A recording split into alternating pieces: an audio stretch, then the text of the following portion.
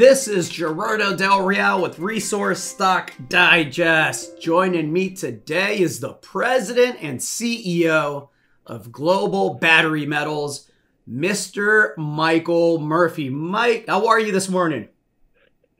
I'm doing great, thanks. How are you doing? I am doing well. Let me get right into it because this is a new story to our audience. I am a big believer in the near-term, mid-term, and long-term price action as it relates to lithium.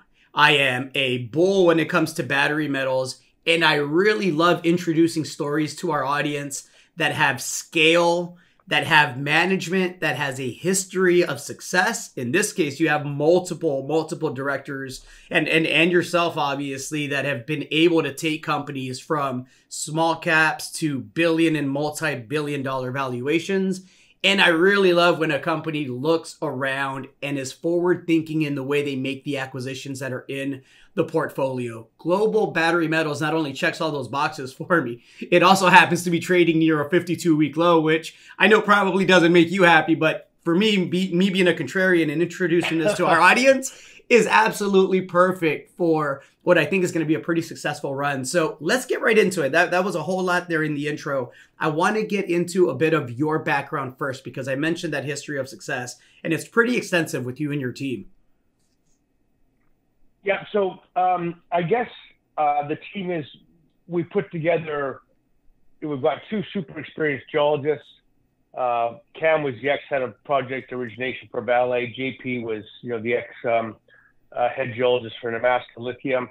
Alan Matthews and Craig Roberts are mine engineers. They've run mines, they've built mines. Craig's the past CEO of Newfound Gold, which, went from a penny stock to, being worth over $1 billion.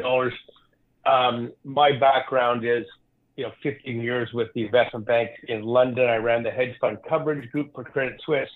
And I started a company years ago called Torex Gold. We took it from a $4 million shell. I think the market peak was about $2.5 billion, and it's currently about $1.5 billion today. We took it from exploration, built it, put it in production, and last year produced 475,000 ounces. Well, so that's us. I think that is a perfect opportunity for me to ask you, where's your market cap right now? You mentioned taking a penny stock and taking its billion dollar valuations, and here we are, right? It's heartbreaking is where it is. It's about 13 or 14 million Canadian. Excellent. Again, perfect for my contrarian heart in our audience, because that's the opportunity. I love introducing stories that are early stage, but have, assets that have the scale and that are in jurisdictions that are top notch. And in this case, again, you check both of those boxes. Let's talk about the focus on jurisdiction for you, and then let's get into the portfolio because it's assembled well. Yeah, thank you. Jurisdiction is key. If you don't have a sensible regulatory environment and you don't have social license, you don't have anything.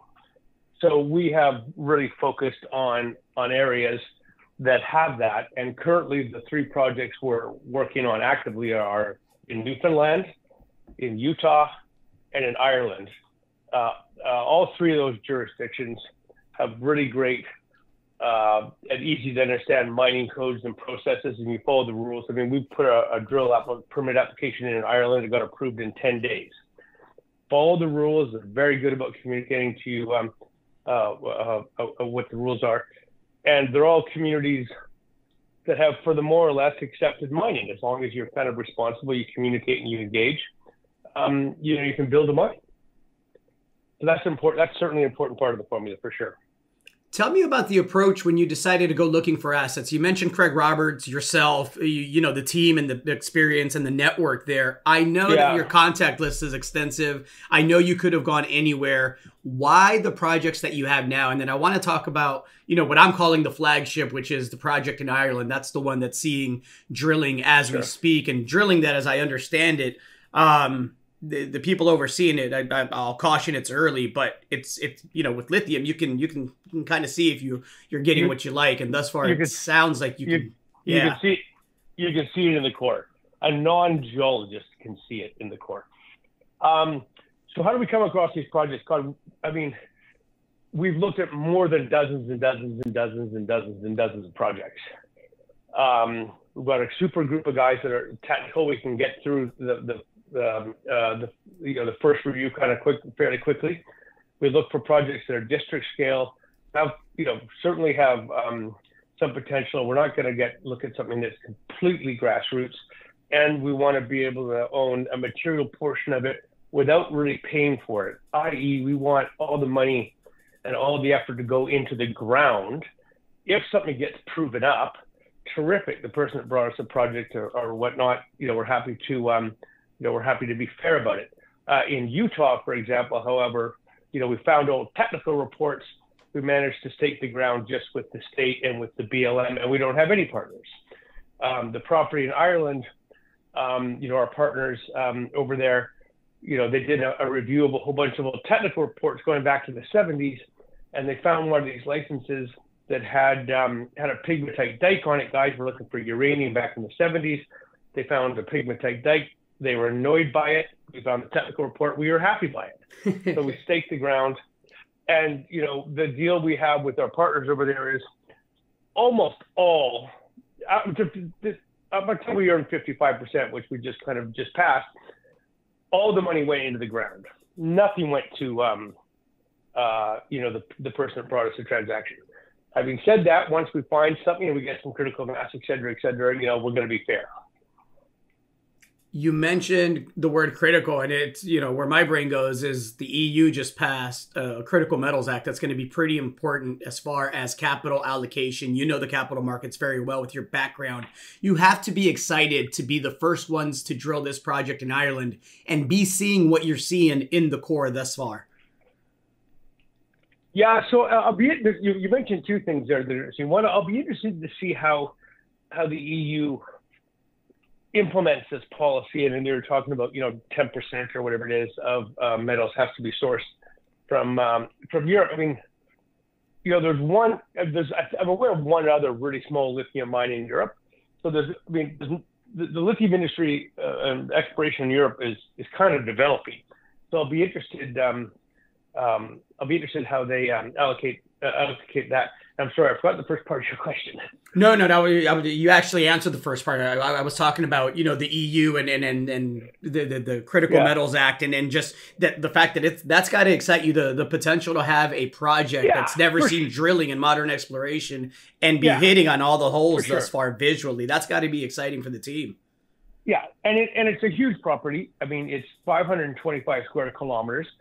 And in the middle of it is Ganfengs, the big Chinese company, who are going to drill.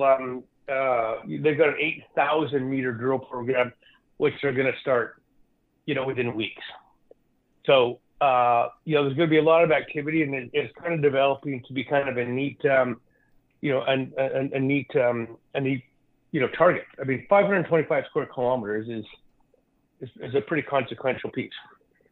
And for those that have followed stories like, the ones coming out of James Bay, the Patriot Battery Metals of the world, and several others that are exploring there now, that region has really become known for lithium spodumene bearing pegmatites. And this is, though in Ireland, a similar type of district scale land package that you're exploring, correct?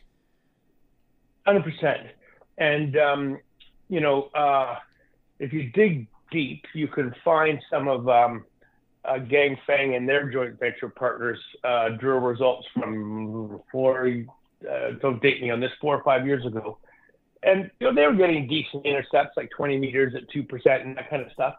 So that you get enough of those, and it starts to get economic.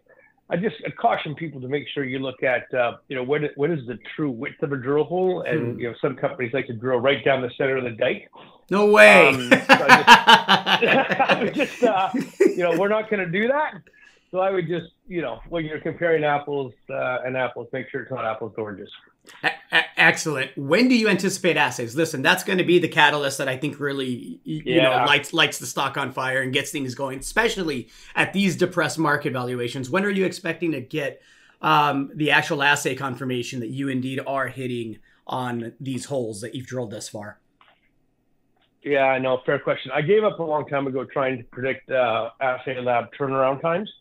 I will say we're coming, we've got most of the drill program done. We've got the lab behaving a little bit better in terms of turnaround times. So I'm not going to give you a specific time, but I'm hoping sooner rather than later. You mentioned the project being adjacent to Ganfeng's asset, right? I have to believe that if you're successful, and maybe these conversations are already happening, but I got to believe if you're successful, you're going to be having people knocking on the door. You have the right to earn up to 90% of this project. Obviously, that's a significant stake there. Are those discussions already happening, or are you aware of people watching? That's kind of a funny question to answer. What I'll say is the technical guys that work in the Ganfeng project are well known to our technical guys. They all used to work together, so there's a pretty good sharing of dialogue back and forth and about what's working, what's not. I got to be careful about commenting about some of that other stuff, so I'm going to pass on that for the minute. No worries. Let me ask you maybe a better question, and you can pass on this one too, if you'd like. I got to believe, again, with the network of contacts that you have, that you're always looking at projects. Is there still the chance for you to be able to roll in projects that can be accretive? Because again, these projects that you have in your portfolio were projects you brought in before it was really trendy to have battery metals in your company name, right? Yeah, no, we kind of drank the Kool-Aid long before it sort of became, headline news, and hence, why we were able to get some of these things, particularly this Irish project, on such good terms.